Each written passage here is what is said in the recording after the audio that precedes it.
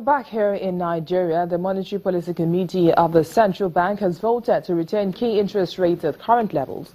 At the end of the two-day rate-setting meeting in Abuja, the CBN governor, Mr. Godwin Emefiele, blames Nigeria's pressured forex market on prior rate cuts.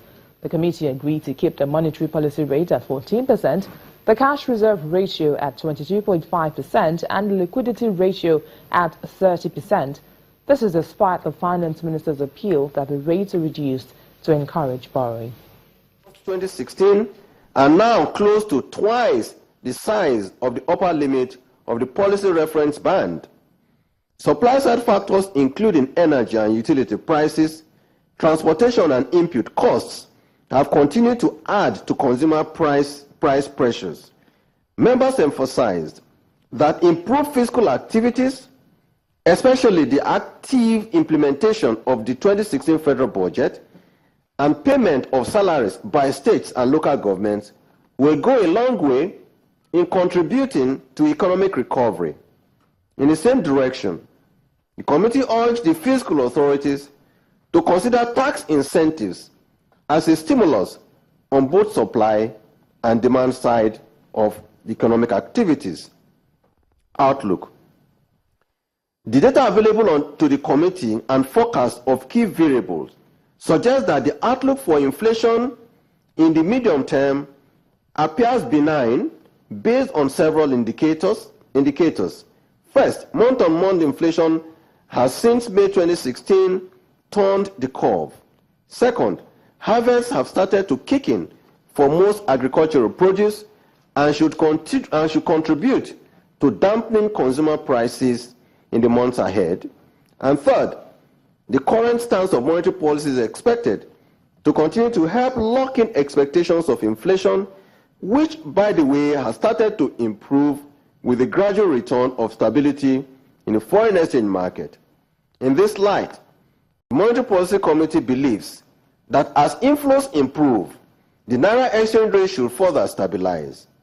Overall, the major pressure points remain the challenges in the oil sector, and here we mean production and prices, output contraction, rise in NPLs in the banking system, and other financial system vulnerabilities, as well as foreign exchange shortages. Channel's business news editor, Bosun Amofaye, joins me now to analyze the MPC's decisions. But Bosun, the Monetary Policy Committee has retained the key rate at current levels. Some say this decision is divergent from reality. Do you agree with that? Well, that was a little bit patchy. Basically, I'm not sure I heard you too clearly. You asked if I agree with the decisions of the central bank today, and I guess that's what you asked. Well, that's a little bit difficult here. Something has to happen. The Monetary Policy Committee was walking a very tightrope here. All the conditions upon which the July 2016 decisions were taken were still there. The central bank does not want to be seen as being inconsistent. But again, if you listen very carefully to that 45 minutes presentation by Godwin Emefiele, the head of the central bank, you find out that he noted a number of improvements within the environment. One of it was the inflow of foreign exchange into the country, more than $1 billion. That's something that would make the central bank and the Monetary Policy Committee a little bit happy, considering the fact that the level of foreign exchange coming had been really, really low. And again, inflation keeps going up, but at a very small and slow pace. That is also another encouraging indicator for the committee to consider. And thirdly, the central bank also noted that banks are beginning to lend little by little to the private sector. So these were very small signals that the central bank considered at arriving at today's decision to do nothing, keep all indicators and parameters unchanged, perhaps again until November. One thing that the CBN governor mentioned while reading the communique was that the MPC cannot move the economy out of stagflation. What do you think is a possible way out of this situation? Well, stagflation means you're not growing, you are stagnant. That's what it means. You are like a pool of water you're not moving out, no fresh water is coming in. That is not good for growth. So what he means by stagflation is that, look, we need to move forward. And that means two things. You need to have an injection of funds into the economy. The fiscal authorities, as you have heard, about 700 billion so far this year. That is an inflow from the local side. From the foreign investors, you need more increased funding into the economy. That's the first part. The second part, BC, is you need an outflow. Now, the outflow this time is to create more credit into the private sector, lend to agriculture, lend to new businesses, lend to manufacturers who need those monies to restart their factories, to hire more people, to go into more production for domestic consumption and for exports. So you need two things to happen. You need inflow massively.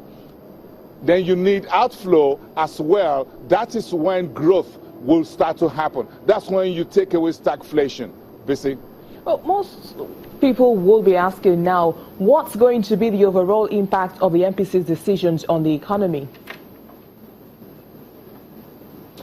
Well, I think things are going to move forward from where the central bank said between July and this month, September, they've seen some very gentle improvement in the key macroeconomic parameters, even though the risks are still there. Unemployment is still high.